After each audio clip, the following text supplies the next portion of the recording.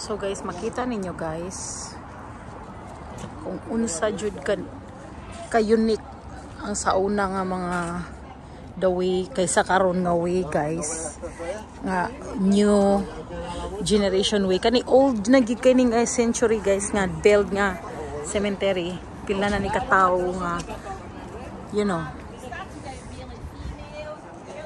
look.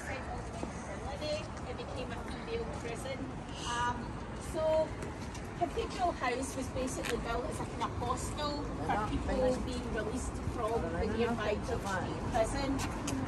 The prison was demolished in 1955. It was in a terrible state of repair. Apparently the conditions were absolutely dreadful there.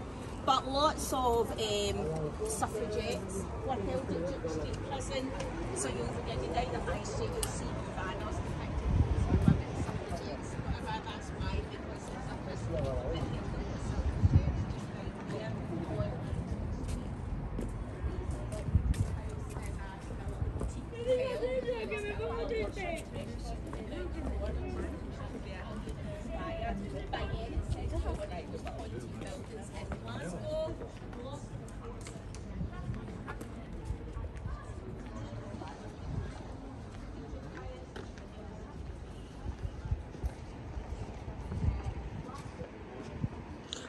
Nak, ni daghang parkinganan sa ubos. Daghang parkinganan sa ubos.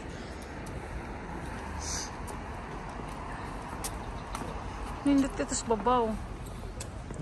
Let's go.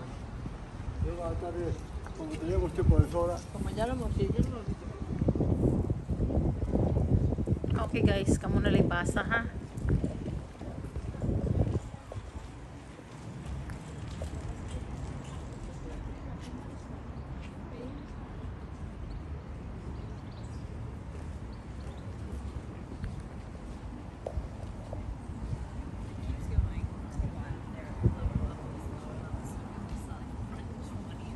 Si daddy ba ni mo ni kuyog sa panon? Si daddy ni mo ni kuyog sa panon?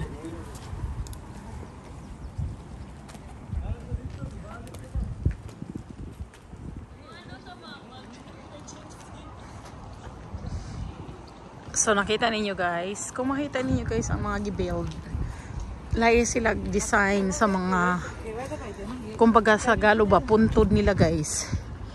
Pero dugay na kini nga century guys, grabe. Sorry.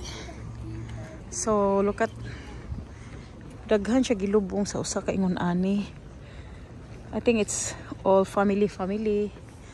This tamo guys. Lahi-lahi na sila kuan guys. Iya. So all this one. Tamo na guys. Tanan. So, muna ang katedral. Gihim mo na lang tourist area nila guys. So,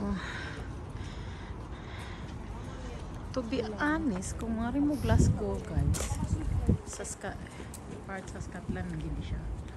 Daghan man siya malaagan guys. Daghan kay mga old building diri guys. Mga turista nasa ubos. Dali sa muglakaw, oy, kahinay sa inyong mga lakaw, oy.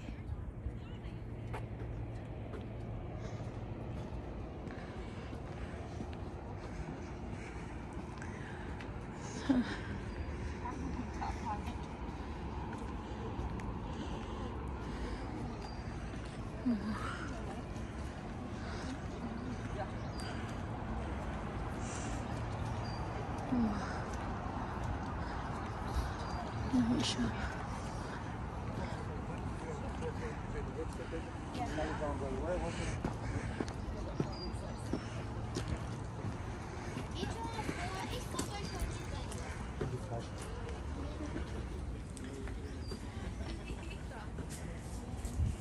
Ito silang duha eh. Silang tulo. Pura sila eh. Kadugay yan nila eh. Hoy, kahinay ba yung lakaw? Mga mugbukig, mga tiil ay.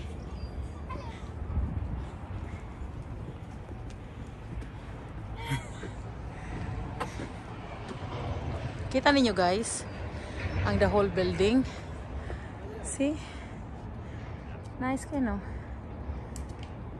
So, if you plan to come here, you need to stay siguro 1 week, guys, is enough to stay here para matuyok ninyo ang area kung amoy sakyanan. Pero kung dali rin yung masoro eh.